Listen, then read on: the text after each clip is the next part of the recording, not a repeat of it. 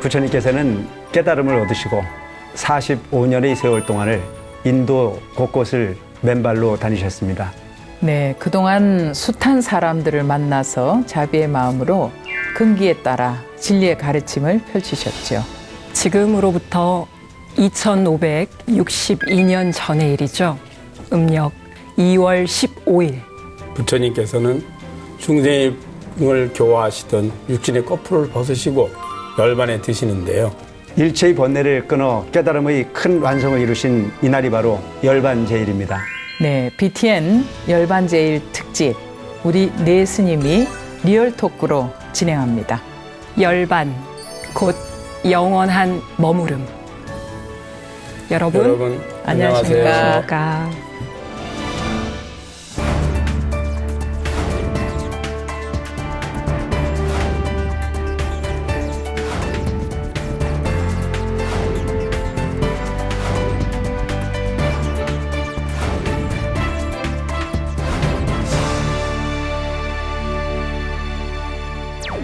불교의 4대 명절 다들 잘 아시죠?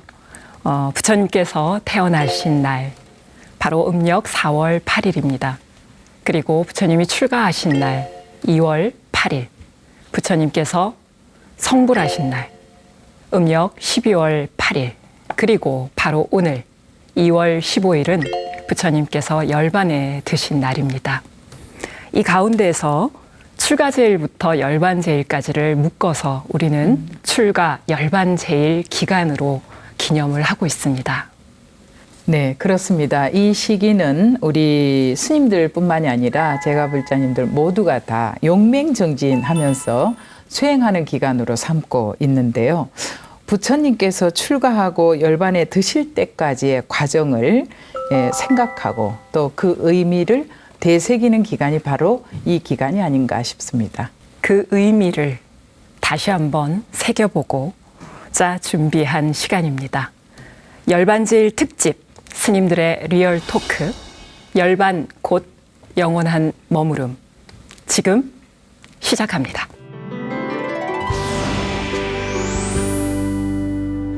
네, 먼저 부처님이 생애를 돌아보면서 열반에 드신 당시의 이야기를 해봤으면 합니다. 목종 스님 한번 말씀해 주시죠.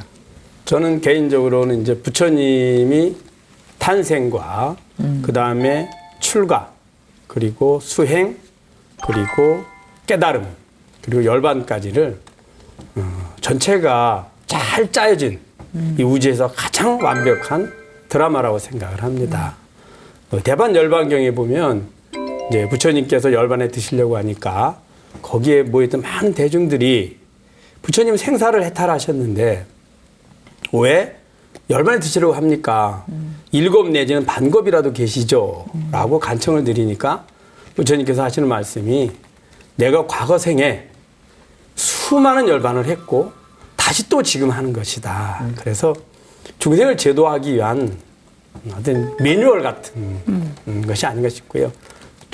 출생과 출가까지는 세속의 부귀영화의 무상함을 이야기하고 또 출가해서 깨달음 얻기 전에 다른 이제 고행할 때는 불교 외에 다른 외도들의 그 어리석음을 이야기하고 그다음에 깨달음의 바른 모습을 정각을 통해서 말씀해 주시고 그리고 나서 깨달음에 이르는 방법을 교화를 하시고 열반의 모습은 동생들이 가장 집착하는 이 육신이 얼마만큼 허망한 것인지를 그대로 보여주신 것이 아닌가 이렇게 생각을 합니다.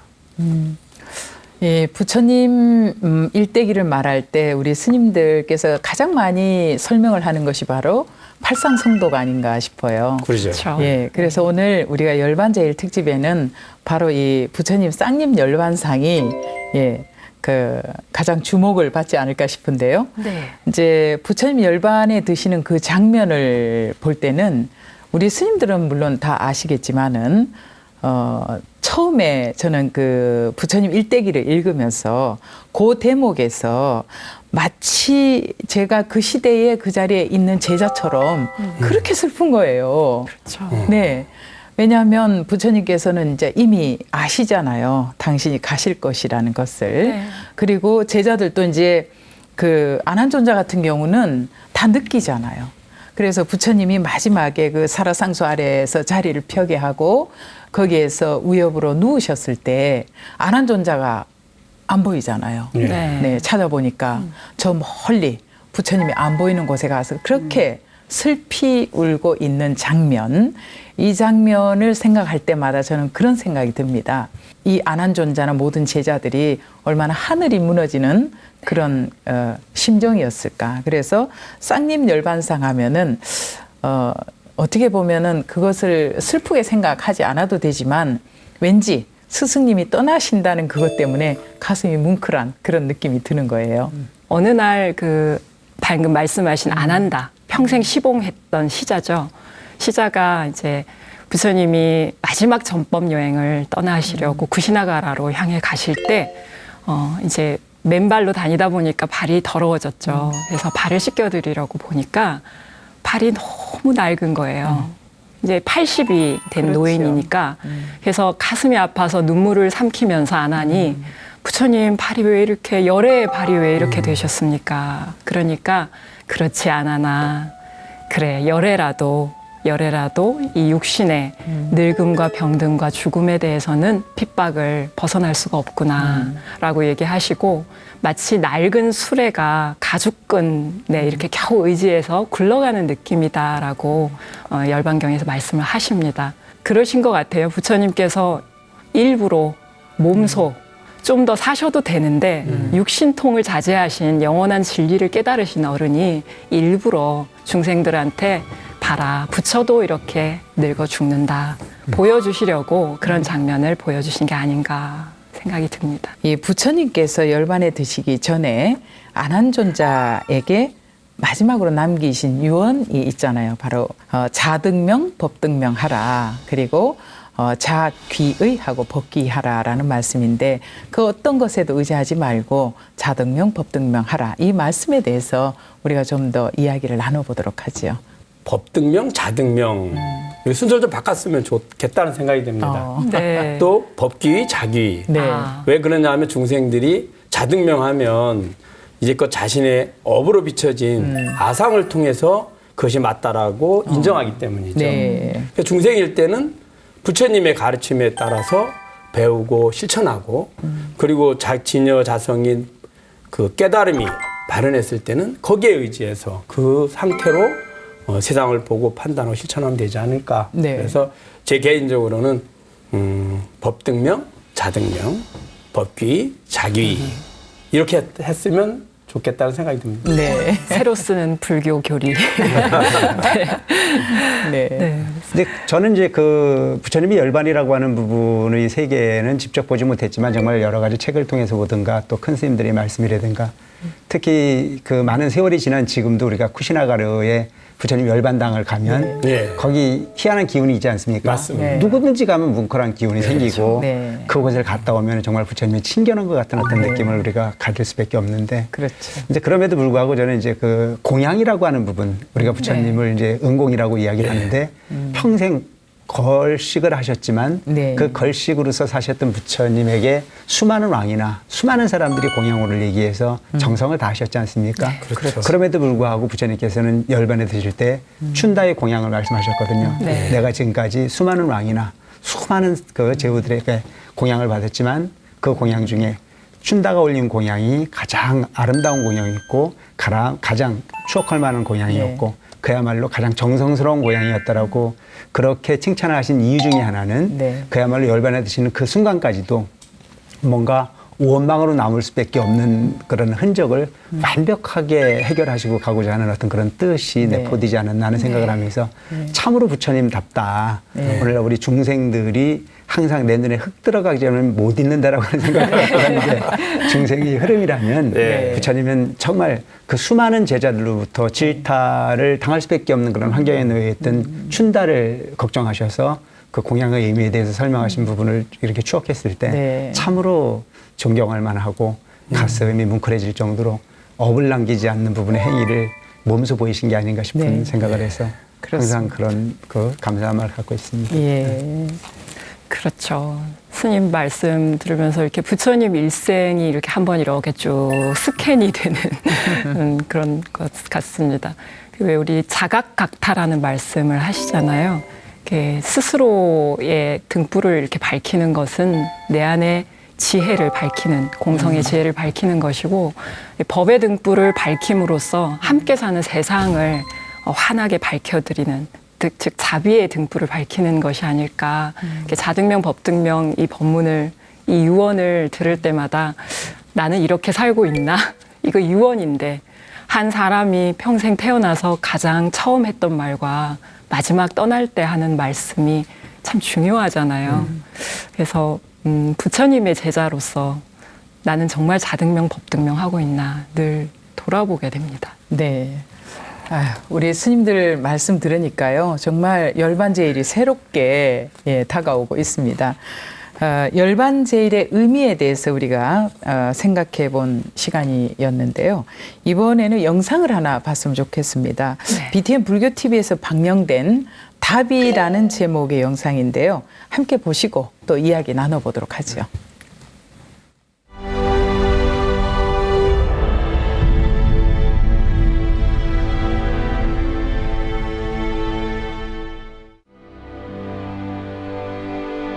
석가모니 부처님께서도 무상한 육신은 어쩔 수 없었습니다. 이곳 쿠시나가라에서 열반에 드셨습니다.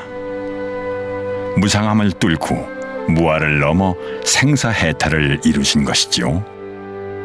다시는 윤회하지 않는 완전한 죽음, 열반입니다. 열반에 드신 후 석가모니 부처님은 이곳에서 답이 되었습니다. 화장으로 모셔진 것이지요. 시시각각으로 다가오는 죽음 앞에서 그 누구도 자유로울 수는 없습니다. 불교에서 수행이라든지 또 발심이라든지 불교적인 모든 그런 불법 수행의 근거는 죽음이라고 하는 문제 때문에 그런 수행이 있게 된 것입니다. 그래서 죽음이라고 하는 사실보다 더 훌륭한 스승은 없다. 그래서 죽음을 더욱 명확히 떠올려라. 죽음을 아직 경험하지 못했지만은 자신이 곧 죽어가고 있다는 것을 그려라. 그림으로 마음으로 그리고 그림으로 그려라. 그리고 간혹은 이제 죽을 사자를 이마에다 딱 붙이고 정진하라. 죽음이 바로 다가온다. 눈앞에 있다.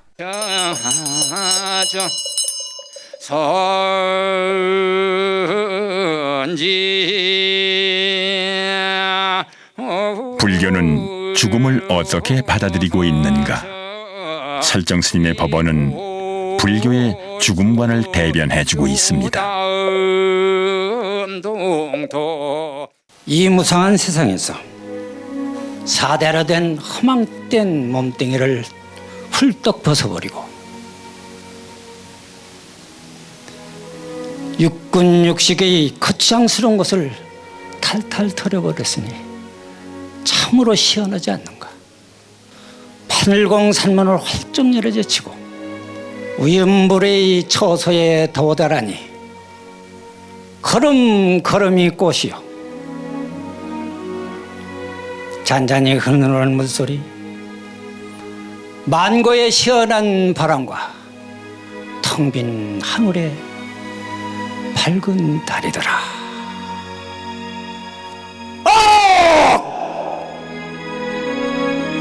벼락 같은 한루, 영가와 사부 대중을 깨웁니다.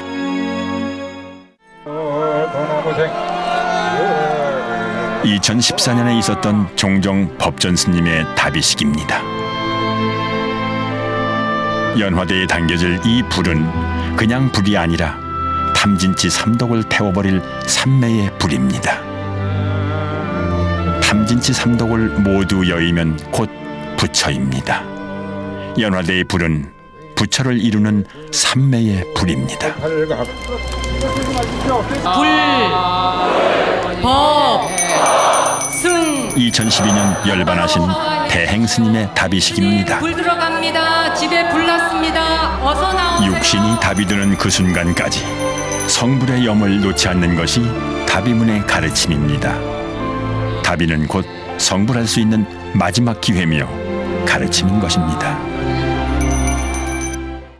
육신을 사박 세계에서 이렇게 다 떠나보내고 사직을 하고 오늘 화장을 해서 무로 돌아가지만은 중생의 그 모습으로 볼 때 인연이 이 사바세계로 왔다가니 인연을 버리는 그런 과정을 지금 이 현장에서 보여주고 있지만은 그 스님이 본래 모습은 오부감이 없다. 본래 항상 그 자리였고 생사가 둘이 아닌 그 자리에서 유유자적하다. 본래 면목인 법신은 오고감이 없으나 산골하기 위해 부도림을 찾는 제자들의 발걸음은 무겁기만 합니다. 노스님, 스님 제일 좋아하시던 상자 모시고 왔습니다. 누구나 그렇듯 가장 아끼고 애착하는 몸입니다. 해비대야 골적한 멱질성시도 내 더없이 소중했던 형상은 무너지고 흩어져 풀숲에 날리는 재가 되었습니다. 땅으로 돌아갔습니다. 황기본 도지는 엄마잖아 사다무구 마잔. 때가 되면 피었다가 지는 야생화처럼 무상한 몸은 흙이 되고 바람이 되어 돌아갔습니다.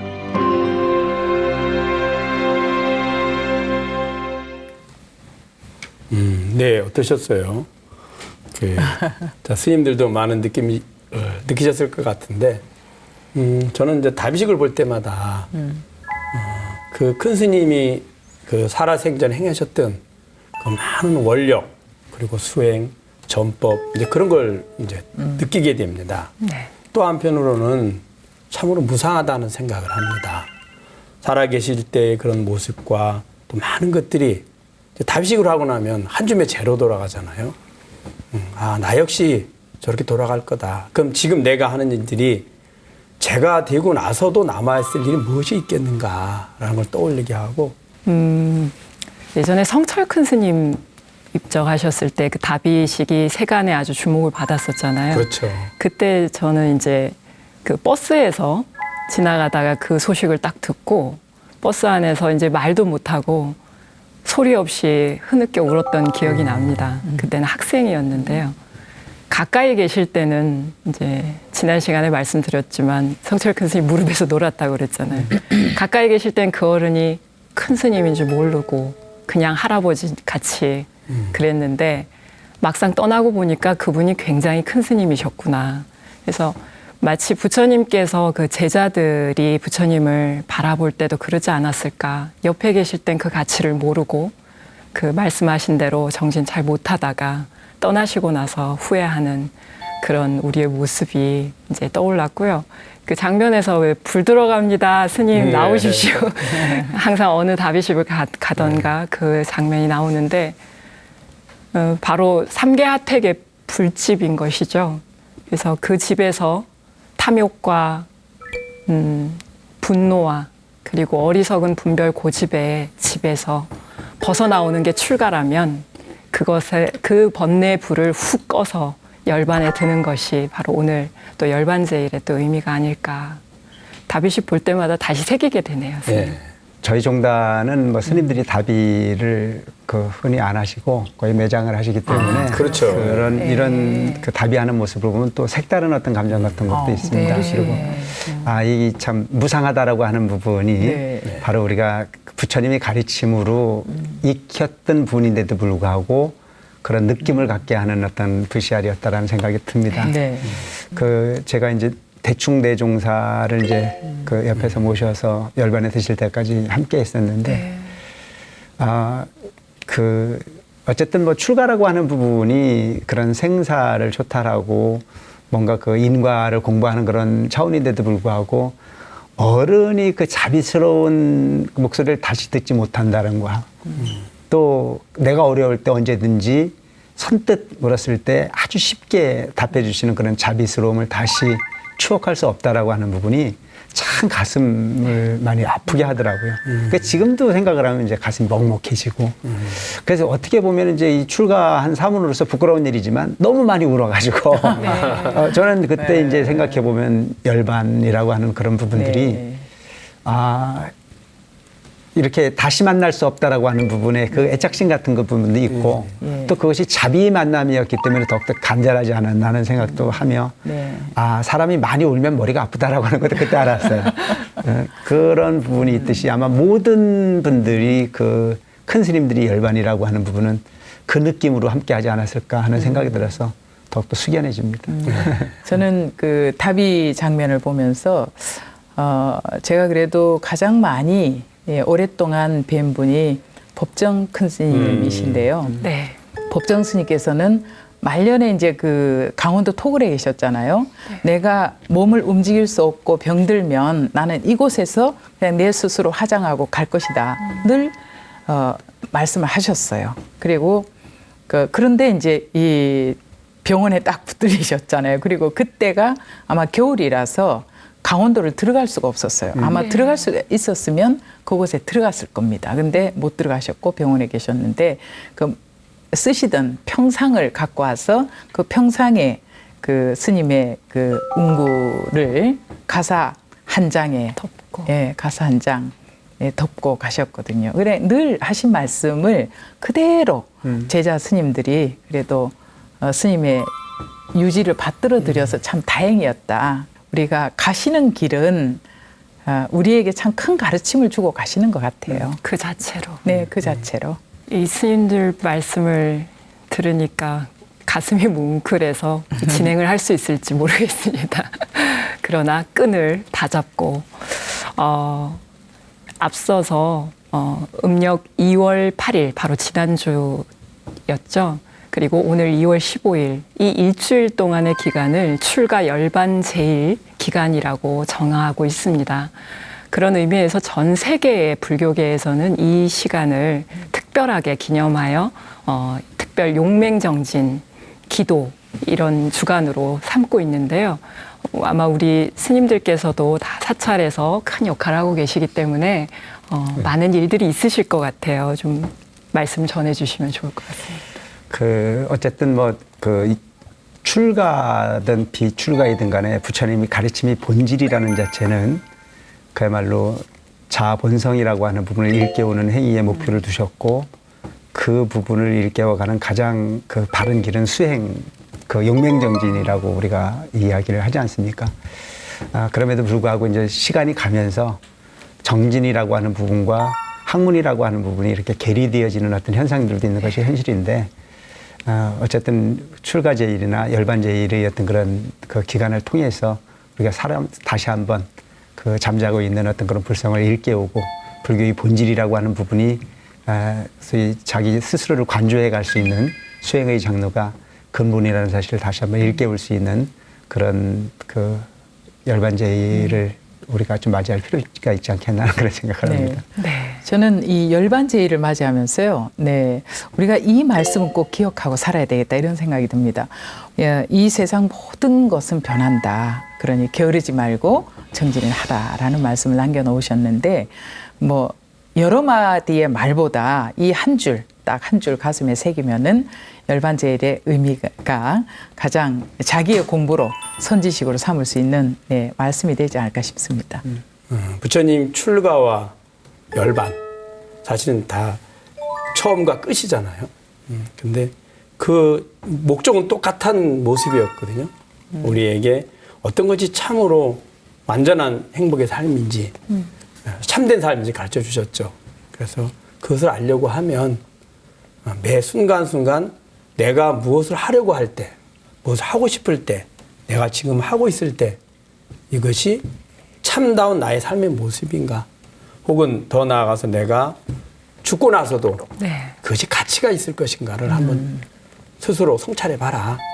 그러면 그것이 곧 수행이고 부처님의 출가와 열반을 그 가르침을 실천하는 모습이 된다라고 이야기해주고 있습니다. 저의 경우에는 이제 그 일반 이렇게 사찰 안에서도 여러 가지 일들을 하지만 이제 마음치유학교라는 이런 상담이라든가 치유 프로그램을 통해서 대중을 많이 만나 뵙고 있는데요. 그러다 보면은 정말 두 다리로 제대로 설 수 없는 상태인 분들이 많이 오세요. 그러니까 마음이 아파서 두 다리를 못 쓰는 거죠. 그런 분들 중에는 이제 가장 여러 가지 부처님 말씀하신 사고, 팔고 이런 고통을 겪으시지만 가장 큰 건 역시 죽음에 대한 고통이라 특히 가까운 사랑하는 가족을 잃은 사별을 겪으신 가족을 만나게 되면은 그런 말씀들을 이제 해드리려고 해요. 특별한 이 기간에만 얘기하는 게 아니라 평상시에 그 가족의 죽음을 통해서 나의 죽음도 준비할 수 있어야 한다. 그런 말씀을 드립니다. 그러면 그 슬픔에 대해서 어떤 태도를 가져야 하는지, 삶의 고비에 대해서 어떻게 넘어가야 하는지를 다시 돌아보시는 것 같더라고요. 얼마 전에 영화를 봤는데요, 스님. 그 리틀 포레스트 혹시 보셨어요? 스님? 아직 못 봤네요. 작은 숲이라는 네, 뜻이죠. 그 영화를 제가 이제 보게 됐는데 굉장히 놀라웠었어요. 그러니까 도심 속에서 왔다 갔다 하면서 이렇게 뭐 고시 공부하고 일하고 이렇게 살던 아이가 이제 젊은 청년이 시골 고향집으로 돌아가가지고 그 텐마루에 탁 들어 누워서 이제 고향집에서 만끽할 수 있는 것들을 해나가는 그런 과정이 나와요. 아, 우리가 살면서 마찬가지겠구나. 저런 작은 숲이 누구나 필요할 텐데, 돌아가 쉴 수 있는 곳이 필요할 텐데, 이 열반의 자리도 바로 그런 것이 아닐까. 우리 스님들이 불교가 그런 역할들을 대중들한테 작은 숲의 역할을 해줘야 되지 않을까. 그런 마음이 들었습니다. 우리가 흔히 보면 이제 부처님의 어떤 그런 육신을 벗으시고 그 열반에 드신 모습을 반열반이라고 말씀을 하고 있습니다. 네. 그 열반 중에서도 완전한 열반, 네. 온전한 열반을 이제 말씀을 하고 계시죠. 즉 깨달음의 지혜, 그 보리 완성, 뭐 이런 부분을 우리가 반열반이라고 이야기하지 않습니까? 네. 그래서 오늘 우리가 깨달음이라는 이야기를 많이 하는데 그 깨달음이라고 하는 부분을 정말 실천할 수 있는 부분, 그 진정한 깨달음의 의미가 뭔지 한번 이렇게 생각해보고 갈 수 있는 열반제를 했으면 좋겠다는 생각이 들어서 네. 우리 진명 스님께 한번 말씀드리고 싶습니다. 우리부터 깨달음을 너무 멀리 느끼고 있으면 언제 우리가 깨닫겠습니까? 그래서 우리부터 깨달음이라는 것은 우리가 숨 쉬고 살아가 밥 먹고 살아가는 이 중에 있는 것이지 멀리 있지 않다라는 거. 예, 그래서 저는 깨달음을 그렇게 생각합니다. 네, 가끔씩 아 내가 욕심이 너무 많았구나 깨달아서 욕심의 사이즈를 그 욕심의 주머니를 좀 줄이는 것도 깨달음이고요. 네, 그렇잖아요. 그리고 아 순간순간 내가 정말 화를 내고 있구나. 네? 그래서 마음을 돌려서 그 화내는 마음을 털어내는 것도 나에게는 작은 깨달음이 아닌가. 그걸 반복하지 않는 삶. 네, 그것이 바로 우리 삶 속의 깨달음이 아닌가 생각합니다. 저는 그 깨달음은 이제 좀 일람되긴 하지만 지금 제가 말하는 걸 저도 알고 여러분도 알고 있죠. 네. 아는 주인이 있습니다. 우리가 알 때 보통 보통 중생들은 보통 사람들은 내 몸이 안다고 생각하고요. 어떤 사람은 내 마음이 안다고 생각합니다. 근데 그 내 마음이 안다는 것을 아는 자가 있죠. 그 아는 자는 모든 것에 바탕이 되어 있습니다. 우리가 알기 때문에 존재하게 되고 알기 때문에 분별하게 되고 그러니까 분별, 알기 이전에 바탕이죠. 그래서 깨달음이란 지금 이 순간에 우리가 행하는 것을 보고 듣고 아는 나. 그 아는 나는 항상 존재했거든요. 나의 생각과 나의 마음과 나의 육식과 나의 어떤 경험이나 지식이나 지혜는 끊임없이 변했지만 이 근원은 항상 그 자리에 있었습니다. 그래서 지금의 나의 본성을 아는 것. 그래서 저는 이제 명칭을 참나다 이렇게 붙이는데 참으로 나를 아는 것. 그걸 깨달음이라고 이야기하고 싶고요. 정말 명쾌하게 설명을 너무 잘해주신 것 같습니다. 사실은 이 말로 표현하기가 어렵지 않습니까, 스님? 이걸 어떻게 말로 할 수도 없고 그런 건데 제가 라디오를 진행하잖아요. 진명 스님도 같이 하고 계시는데요. BTN 울림의 라디오 진행을 할 때 제가 하는 방송의 맨 마지막 클로징이 항상 정해져 있어요, 스님. 그게 뭐냐면 구름 너머에 빛나는 저 하늘처럼 맑은 하루 되십시오거든요. 이제 그 클로징 멘트를 이제 제가 적었는데 사실은 그 안에 방금 목종 스님께서 설명해 주신 그 말씀이 그 마음이 들어있는 것 같아요. 그래서 깨달음이라는 게 사실 뭐 멀리 있는 게 아니라 이게 흰 구름이라고 좋아하고 먹구름이라고 싫어하는 마음, 그런 분별하는 마음을 넘어서서 구름은 구름일 뿐이죠. 구름 너머에는 맑은 하늘, 정말 우리의 본성 자리, 청정한 자리가 살아있다는 것을 매 순간 알아차리는 것, 그리고 그 자리를 펼쳐서 자비로 실천하고 사는 것이 아닌가라는 생각이 듭니다. 부처님께서도 법화경이라고 하는 부분에 오셔서 궁극의 말씀은 적은 행위든 큰 행위든 간에 네. 실천이 즉 불교다. 네. 즉 실천이 즉 깨달음이다라고 하는 부분의 말씀을 하신 게 아닌가 싶은 생각을 합니다. 그렇죠. 그래서 행부를 하면 그 부처고 행중생하면 중생이라고 하는 이야기가 있듯이 십계구족이라고 하는 말씀을 하시지 않습니까? 일념 삼천에서. 네. 그 부분에 보면 지옥의 중생도 부처의 성품을 갖고 있고 네. 인간의 그 세계에서도 부처와 지옥의 모든 부분을 다 그 호환해서 머금고 품고 있듯이 그 모든 부분이 순간 속에 내가 뭘 꺼냈을 거냐라고 하는 부분이 제일 중요한 부분이 아닐까 싶은 생각을 합니다. 그래서 우리 불자들이 그동안 깨달음이라고 하는 부분을 너무 그 어렵게만 누구든 쉽게 갈 수 없는 부분이기 때문에 너나 가세요라고 하는 얘기를 많이 하지 않습니까? 그래서 이런 기회에 그 모두가 함께 갈 수 있다라고 하는 부분의 희망으로 또 24시간 부처님만 생각하고 사는 불자도 있지만 네. 하루에 한 번이라도 부처님을 생각해낼 수 있는 부분까지도 깨달음으로 연결된다라고 하는 희망으로 함께 할 수 있는 그런 그 열반제일로 우리가 뭔가 이렇게 받아들여서 희망을 이야기할 수 있는 그리고 그 희망을 가르치러 오신 부처님이라고 하는 자체를 잊지 않았으면 좋겠다는 생각을 합니다. 네. 우리 4명 스님이 이렇게 그냥 리얼 토크로 진행하고 있는데요. 네. 사실은 오늘 배움의 장이네요. 너무 좋은 자리를 이렇게 마련해 주셨는데 어디서 이런 말씀을 네, 아주 이제 저에게도 좋은 시간이 되고 있는 것 같습니다. 자, 부처님께서 열반에 드시면서 남기신 가르침은 2700여 년이 지난 오늘에도 많은 사람들의 마음을 움직이게 하고 있습니다.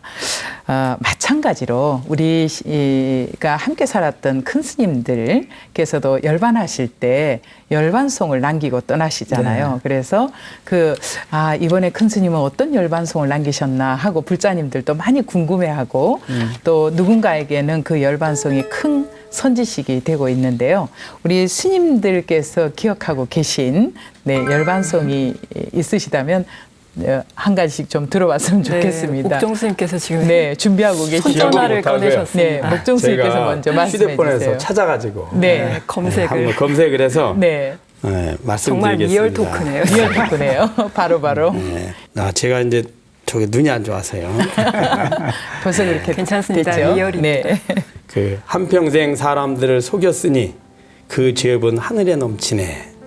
산치로 지옥에 떨어져 그 한이 만갈리니 한덩이 붉은 애는 푸른 산에 걸려있네. 이 내용입니다. 그래 한평생 사람들을 속였으니 이 이야기는 큰 스님께서 말씀하신 성불이나 혹은 성철 본이 성철이 하시고 중생이니 혹은 열반이니 이것은 진여자성인 참나에서 보면 또 다른 우리들이 만들어낸 상에 불과하거든요. 그래서 그것을 말씀하셨을 것 같다 이렇게 말씀드리고 싶고 또 그 죄업이 하늘에 넘치다 이 말은 이제 어떤 그 죄란 뜻이 아니고 우리 죄와 복이 진여자성인 참나에 비춰진 또 다른 상에 불과합니다. 그러니 그 죄는 곧 그 당신이 말씀하신 그 내용들 진리의 모습이 그 모습이 다 당신의 진여자성에 그대로 비춰져 있거든요. 그래서 우주법계 그것이 가득하다 이렇게 좀 말씀드리고 싶고 또 산채로 지옥에 떨어져 그 한이 망갈래니 이 말은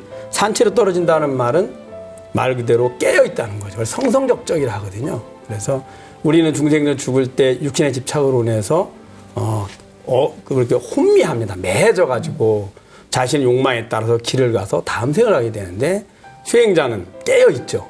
그 자체로 깨어있어서 삶과 죽음이 둘이 아니거든요. 내가 깨어있는데 왜 내가 죽겠습니까? 그래서 그 지옥에 왜 지옥에 가겠습니까? 그 중생들 구하러 가야죠. 그래서 지옥에 가시고 또 한이 망갈래라는 말은 당신이 가졌던 그 자비 원력을 실천했지만 아직도 고통받는 중생들이 비록의 환영의 중생이지만 있거든요. 그 고통의 중생들의 안타까움을 표현하지 않으셨나 싶고 네. 한둥이 붉은애는 푸른 산에 걸렸네 이 말은 이제 열반의 모습을 말씀하신 거죠. 돌아가시는 임종의 모습인데 한둥이 붉은애가 노을을 말하지만 우리는 노을을 보지만 실제 해는 어떨까요? 동일하죠.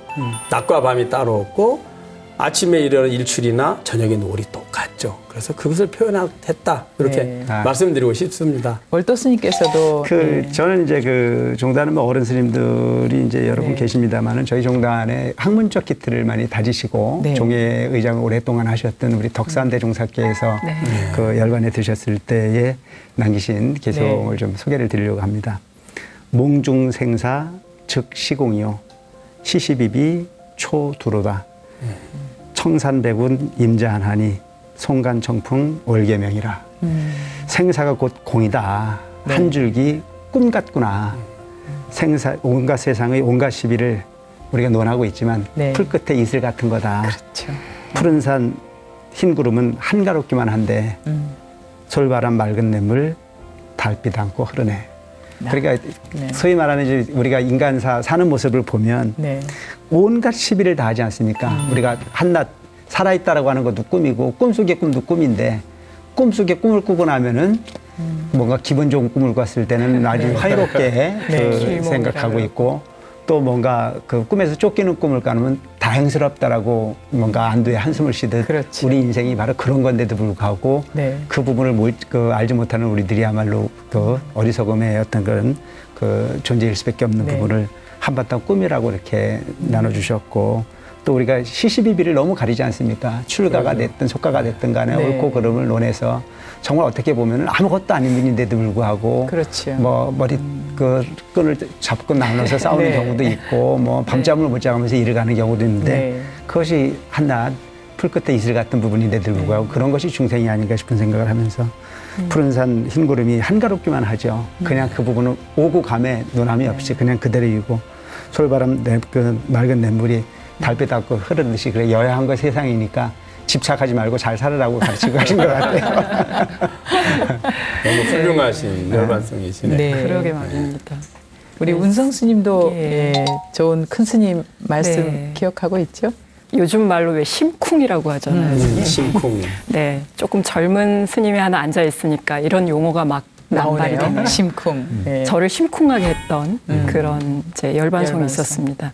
그 조계종 종정도 하셨었고요. 그렇죠.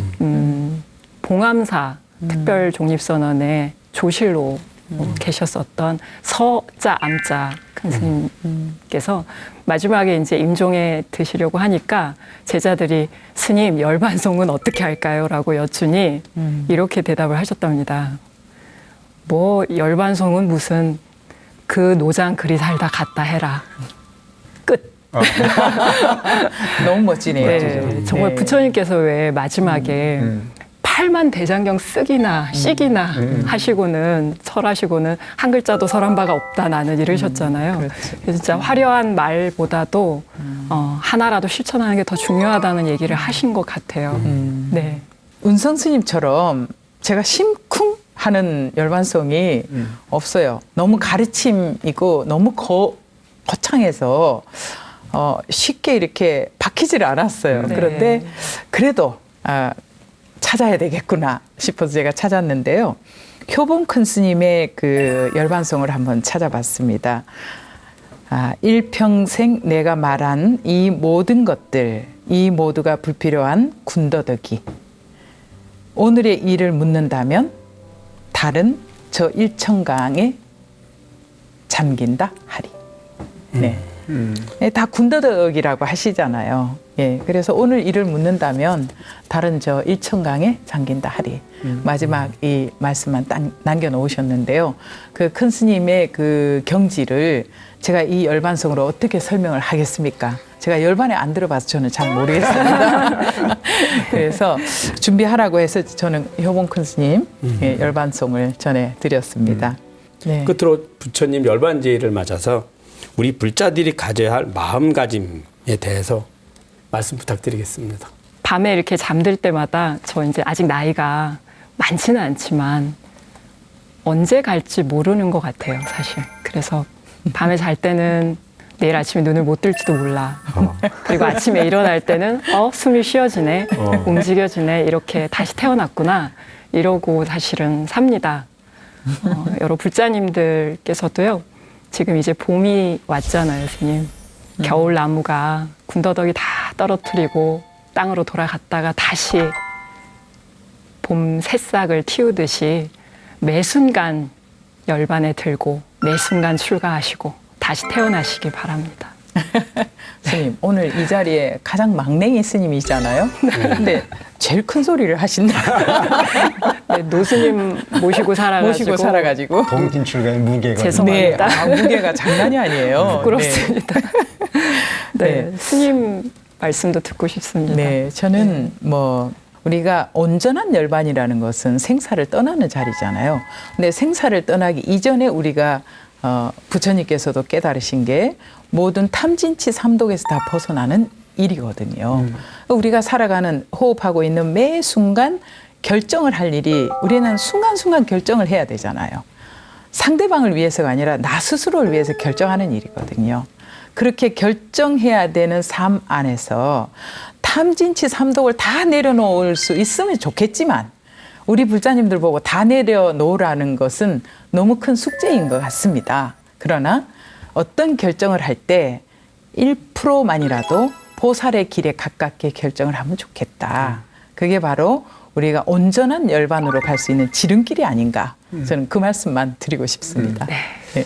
이런 만남으로 함께 토크를 하게 된 인연도 보통 인연은 아니라고 생각합니다. 그렇죠. 우리 그 천태종을 중창하신 상자월자 네. 그 대조사님께서 말씀하신 부분이 변하면 쓸 수 없다, 변하지 말아라, 이런 말씀을 하셨거든요. 누구나가 불자가 됐지만 영원한 불자가 되긴 쉽지가 않습니다. 그렇습니다. 그래서 그 진정한 어떤 열반이라는 자체는 네. 부처님과 인연 맺은 이 소중한 인연을 그 끈을 놓지 않고 함께 할 수 있는, 끝까지 함께 할 수 있는 열반의 주인공들이 된다면 네. 그것이야말로 완벽한 불자의 성공이 아닐까 싶은 생각을 합니다. 네. 저는 이제 열반제를 맞아서 저는 그 불자인데 그렇게 말씀드리고 싶습니다. 열반은 우리가 수행이나 행위를 통해 얻어지는 것이 아니라 지금 지니고 있다. 단지 내가 모를 뿐이다. 불자님들이 열반이나 우리가 깨달으면 너무 멀리 우리가 바라볼 수 없는 저 부처님 세계만 있는 것이 아니라 지금 이 순간에 나라고 여기고 있는 그 주인을 한번 찾아봤으면 그 주인을 찾는 그것이 가장 열반의 핵심이 아닌가. 그래서 항상 깨어 있어라. 네. 밖에 대상에 속지 말고 또 내 마음에 속지 말고 또 내가 좋아하는 감각에 그 어리석음에 속지 말고 그 주인은 고통이 와도 나고 즐거움이 와도 나고 좋아해도 나고 싫어해도 나고 나는 그대로 나이거든요. 그래서 그 나를 한번 찾아봐라. 이렇게 말씀드리고 싶습니다. 오늘 그 네 분 스님 함께 해서 그 열반자일에 대한 부분을 아주 리얼하게 좋은 시간이었던 것 같습니다. 벌써 이제 서서히 마무리를 해야 될 시간인 것 같습니다. 자등명, 스스로를 등불 삼아 밝게 하고 법등명, 진리를 등불 삼아 밝게 하고 자기의 스스로에게 돌아가 의지하라. 법기의 진리에 돌아가 의지하라. 네, 부처님께서 열반에 드시면서 마지막으로 남기신 말씀이죠. 열반송을 전해드렸습니다. 과연 지금 우리가 부처님 제자로서 부처님의 가르침을 잘 따르고 실천하고 있는지 스스로 돌아보는 계기가 되는 것 같습니다. 그동안은 잘 실천하지 못하셨더라도 괜찮습니다. 남은 생 중에 가장 젊은 날이 오늘입니다. 네. 자등명하고 법등명 하시고요. 또 좌기, 법기를 지금 바로 시작하시면 되겠습니다. 부처님 열반제일을 맞아 더욱 용맹정진하시는 불자님들 되시기를 바랍니다. 여러분 성불하십시오.